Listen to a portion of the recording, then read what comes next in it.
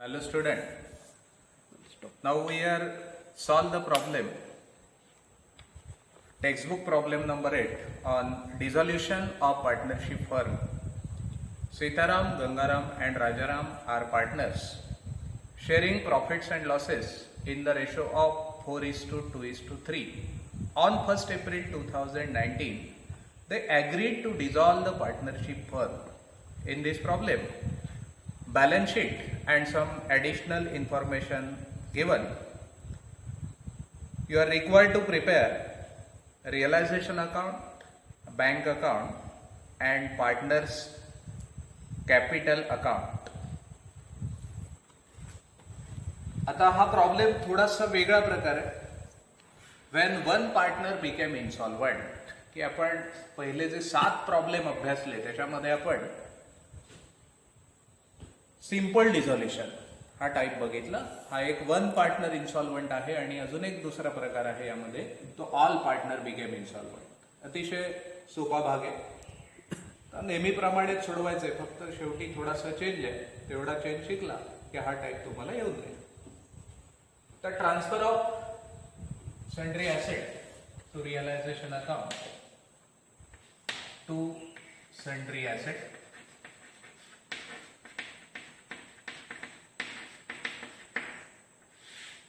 to sundry assets, building,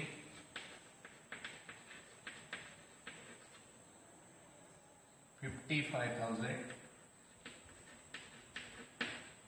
then machinery,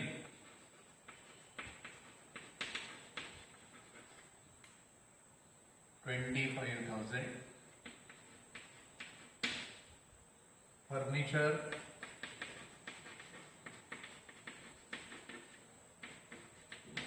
$12,000, investment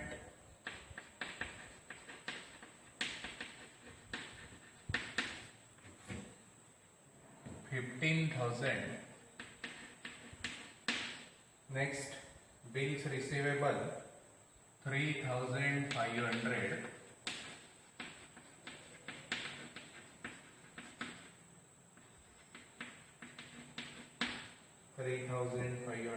Sundry debtors $21,000.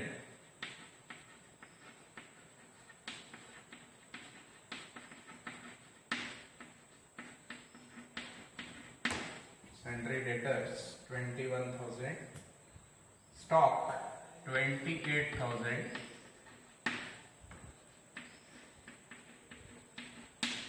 Stock $28,000.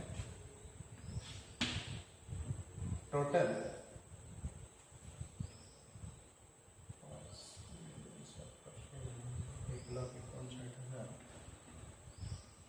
$1,59,500. 500 5 आणि 5 10 आणि 2 12 आणि 5 17 आणि 3 20 21 आणि 8 29 9 4 2 4 6 आणि 7 8 9 10 आणि 5 15 1,59,500. त्यानंतर transfer of sundry liabilities bye sundry liabilities account. Third party liability transfer करतो आपण. Loan from Tukaram,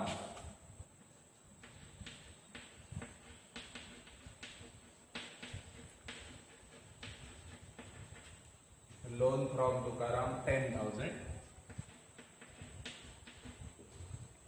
sundry creditors $12,000.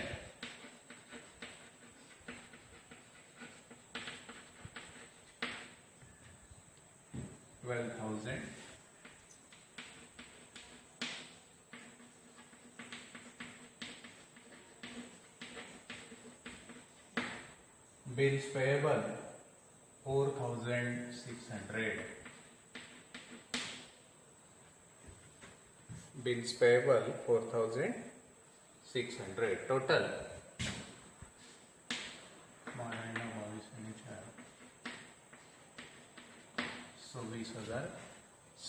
26,600. 600. Then capital balance, buy balance brought down. Sitaram 65,000,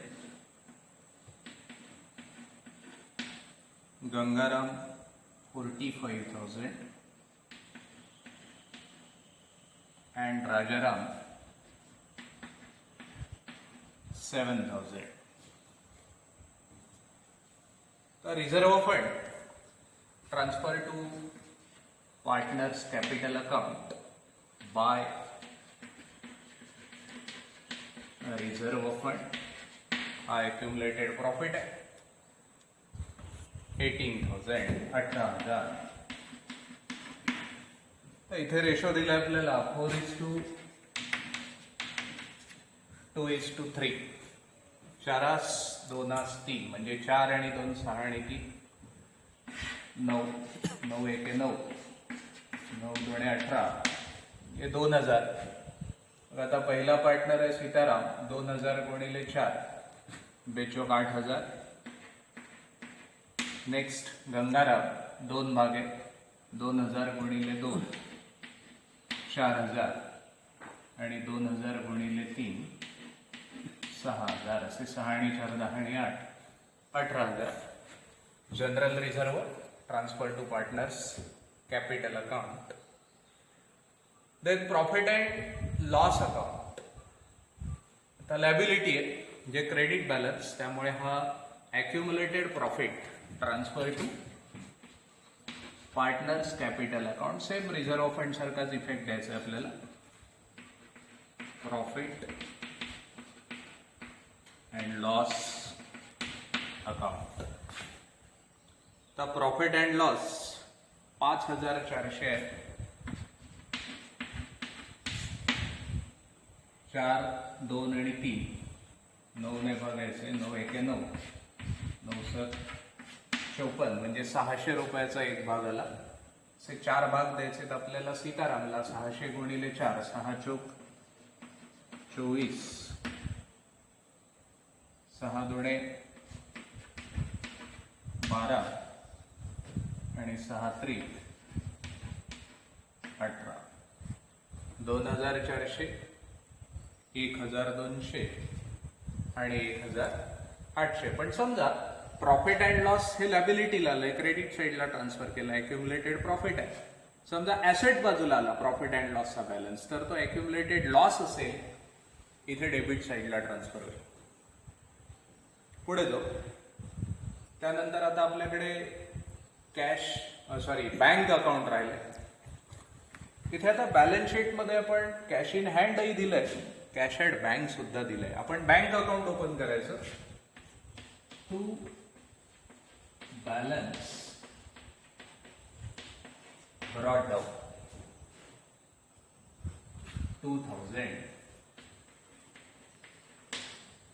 to balance brought down 2,000. आता इथे कॅश इन हँड आहे, म्हणजे तुमच्याकडे जी शिल्लक रक्कम आहे, रोख शिल्लक जी आहे, ही अमाऊंट बँकेत डिपॉझिट करायची. आपण 11वीला ही एंट्री शिकलोय. Cash deposited into bank. Entry होते bank account debit to cash account.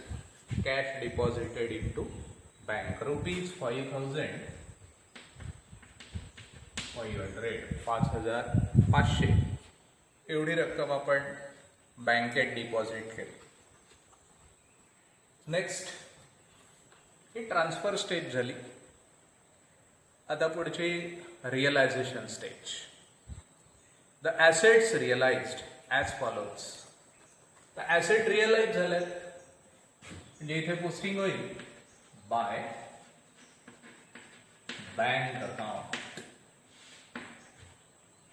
By bank account. आता इथे एकही ॲसेट टेकन ओव्हर केले नाहीये, त्यामुळे बाय बँक आलं. इथे बाय बँक या हेड खाली बिल्डिंग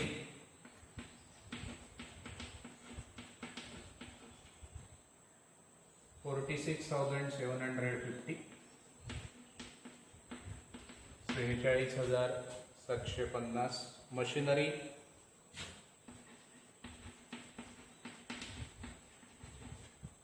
18,550.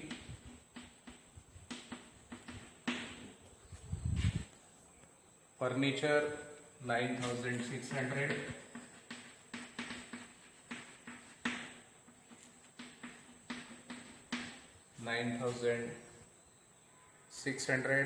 फर्नीचर. इन्वेस्टमेंट 10,650.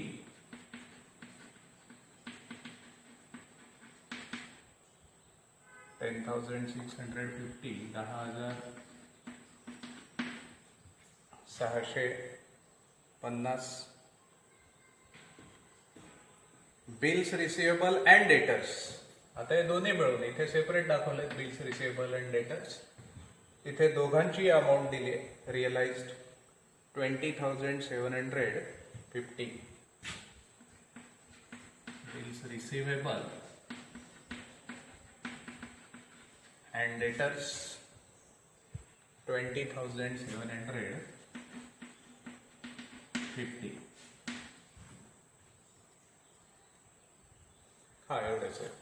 याची टोटल आउटरला घेऊ 5 आणि 5 10, 5 15 आणि 5 20, 0 2 आणि 7 9, 9 आणि 6 15, 15 आणि 5 20, 26, 26 आणि 7 33, 3 3 3 आणि 9 12, 12 आणि 8 20 आणि 6, 26 से 6 2 2 अजून 4 आणि 5 6 आणि 4 10, 1,06,300. पुन्हा एकदा चेक करूया.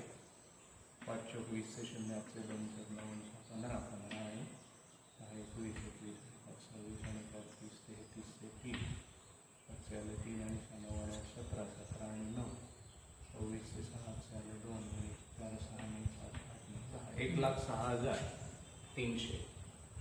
याचा दुसरा इफेक्ट बँक अकाउंटच्या डेबिट साईडला to realisation account. To realisation account 1,06,300. Entry होईल इथे journal entry bank account debited to realisation account being sundry assets realized. Next, all the liabilities were paid off. इथे liabilities पेड केल्या. इकडे third party liability पहिल्यांदा आपण paid करूया. ते म्हणू to bank account. The loan from Tukaram,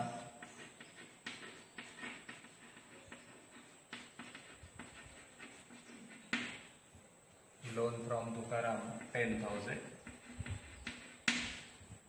Sundry creditors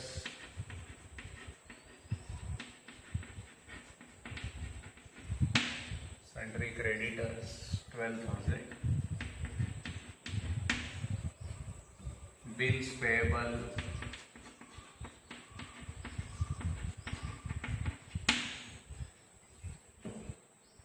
4,600. इथे 26,600. जेवढ्या लायबिलिटीज होत्या तेवढ्या रिपेड केल्या. याचा दुसरा इफेक्ट बँक अकाउंटच्या क्रेडिट बाजूला बाय रिअलायझेशन अकाउंट.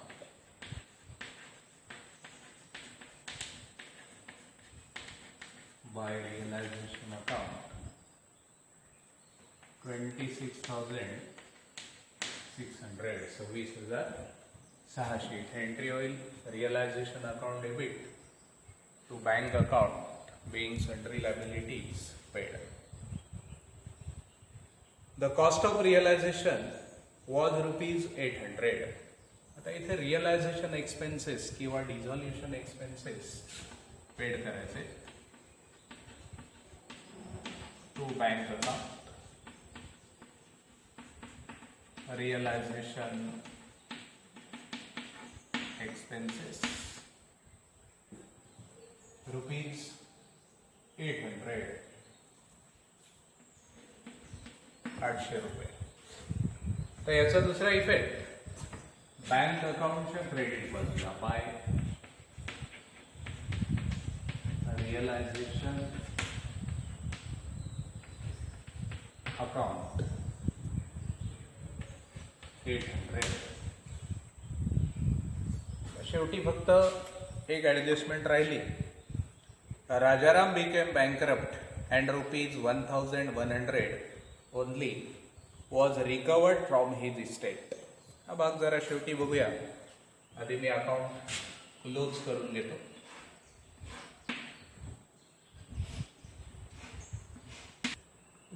आता या प्रॉब्लेम मध्ये इथे ऍसेट ज्या रिअलाइज झाल्यात बघा, बिल्डिंग इथे रिअलाइज झाली, मशिनरी रिअलाइज झाली, फर्निचर रिअलाइज झालंय, त्याच्यानंतर इन्व्हेस्टमेंट इथे रिअलाइज झाली, बिल्स रिसिवेबल अँड डेटर्स हे दोन्ही मिळून इथे दिलेत 20,750. इथे फक्त एक शंका राहते आपल्या समोर की स्टॉक ट्रान्सफर केलाय पण रिअलाइज झाला नाही असं दिसतंय. पण ऍक्च्युअल त्याचा बॅलन्स इथे 0 घेतलेला असतो, त्यामुळे स्टॉक ऍडजस्ट ऑटोमॅटिक इथे झालेला आहे. 0 रुपयाला रिअलाइज झालाय असं गृहीत धरायचं. त्यामुळे हा भाग पूर्ण झाला. आता रिअलायझेशन अकाउंट क्लोज करूया, बघूया प्रॉफिट येतोय की लॉस येतोय. माझ्या माहितीप्रमाणे लॉसच आहे. ते डेबिट टोटल घ्या इथे 0, 5 आणि 6, 11 आणि 8, 19, 1 आणि 6, 7, 7 आणि 9, 16चे 6, चला 1, 2 आणि 3 आणि 5, 8. 1,86,900. इकडे पण येतील 1,86,900. आता या 1,86,900 मधून आपण क्रेडिट टोटल वजा करूया, बघूया किती येते.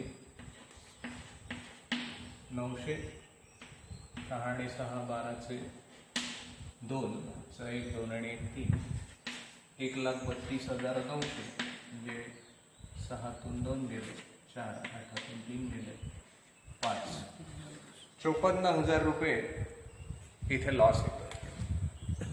बाय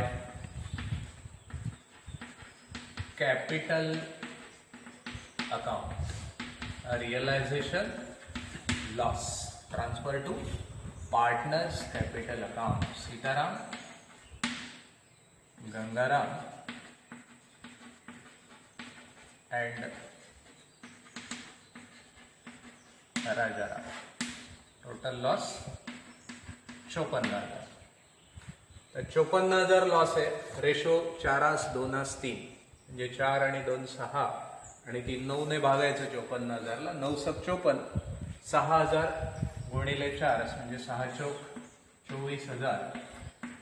6,000 गुणिले 2 म्हणजे 6 दुणे 12,000 आणि 6 त्रिक 18,000. पाहिजे तर पुन्हा चेक करा. 4 आणि 2 6 आणि 18,000, 4 1 आणि 2 3 आणि 2 5. Realisation loss transfer to partners capital account to realisation account.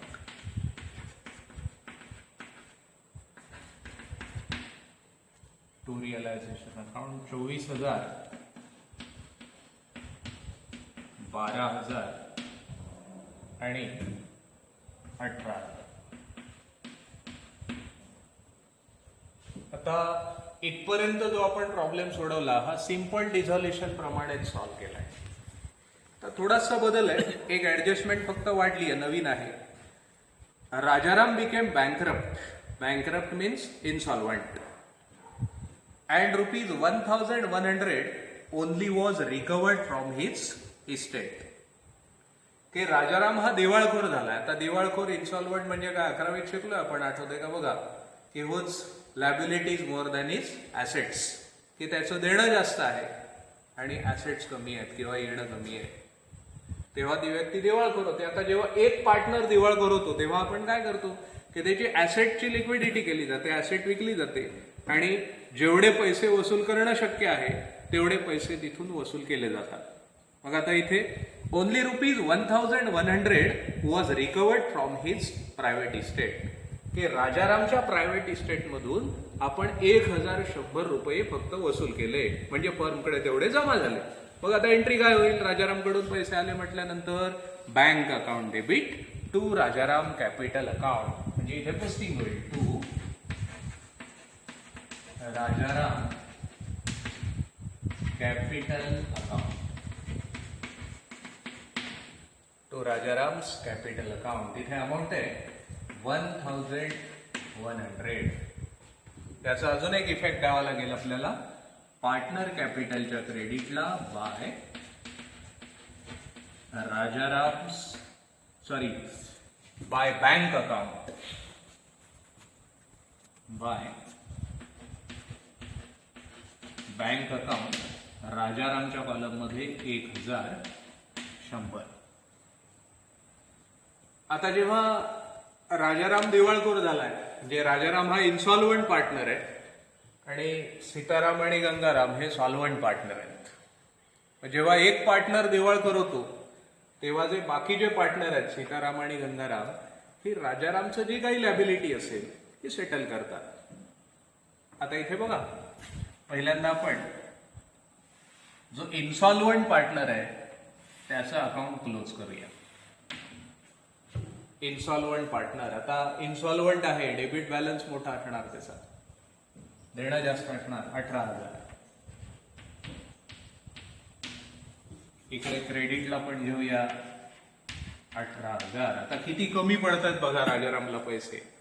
त्याचा खर्च आहे 18,000, जमा मात्र एवढेच आहेत त्याच्याकडे.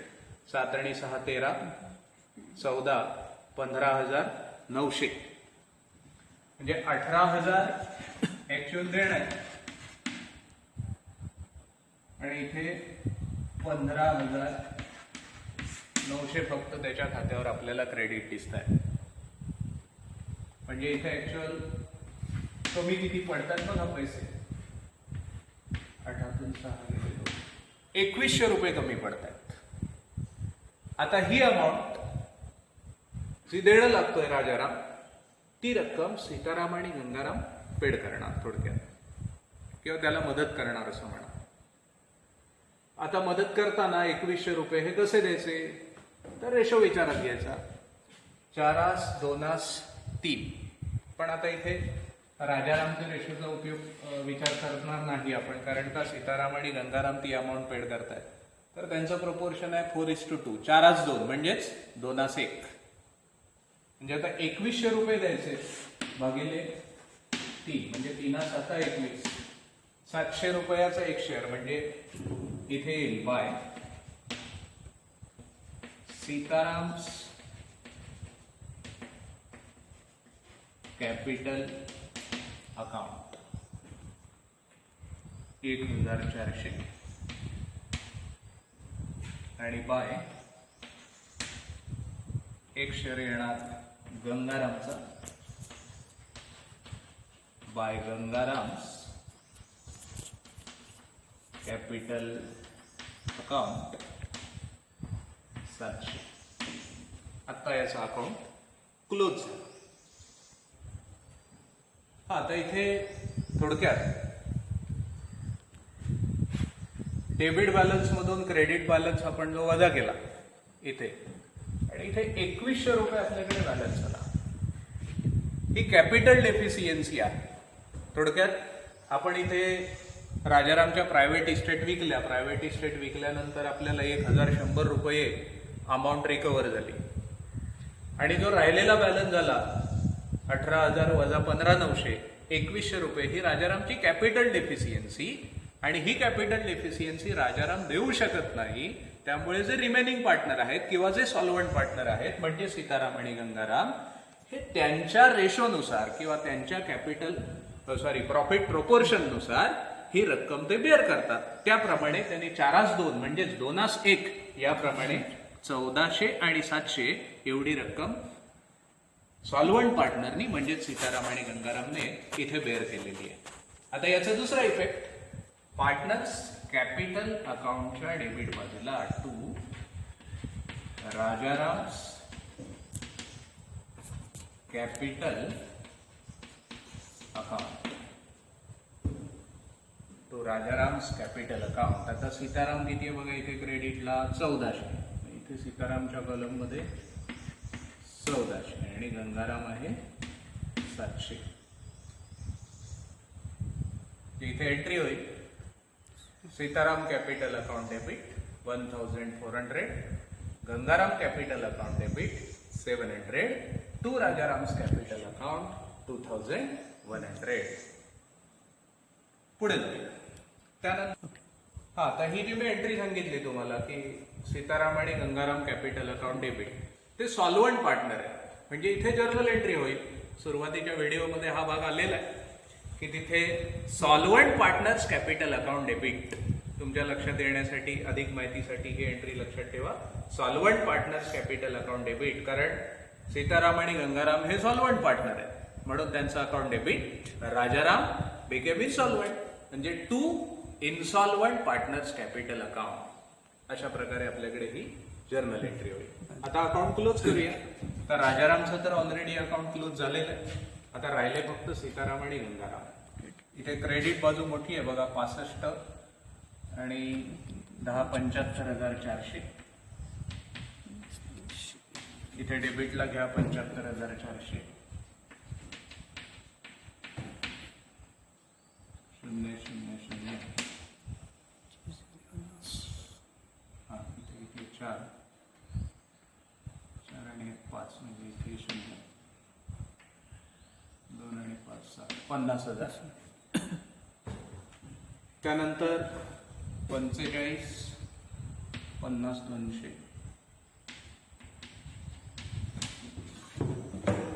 इथे पण घ्या 50 200. 12,700. 0 0 7 आणि 5 12 2. चले 3 आणि 7 10 0 2 आणि 3 5 37,500. 37,500. 3 47 2 49 50 200. ओके. 2 bank account. याचा दुसरा इफेक्ट बँक अकाउंटच्या क्रेडिट बाजूला by Sitaram capital account by Sitaram's capital accounts 50,000 by Gangaram's capital account 37,500.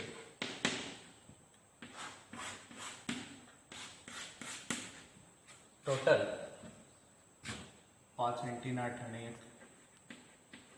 9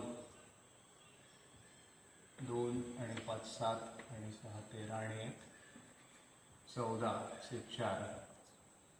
आजचा 1,14,900.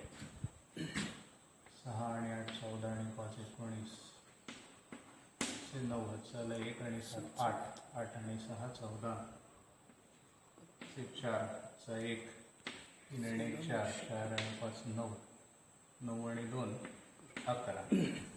1,14,900 या अमाऊंटला हा प्रॉब्लेम टॅली झाला. याच्यात फक्त नवीन आहे की एक पार्टनर इन्सॉल्व्हंट झाला आणि जे रिमेनिंग सॉल्व्हंट पार्टनर आहेत त्यांनी त्याचा कॅपिटल डेफिशियन्सी इथे बेअर केलेली आहे. हाच नवीन भाग आहे. बाकीच्या प्रॉब्लेमप्रमाणे याही प्रॉब्लेमच्या सर्व विद्यार्थ्यांनी घरी जर्नल एंट्री करायच्या आहेत. हे तुमचं होमवर्क असेल. थँक्यू.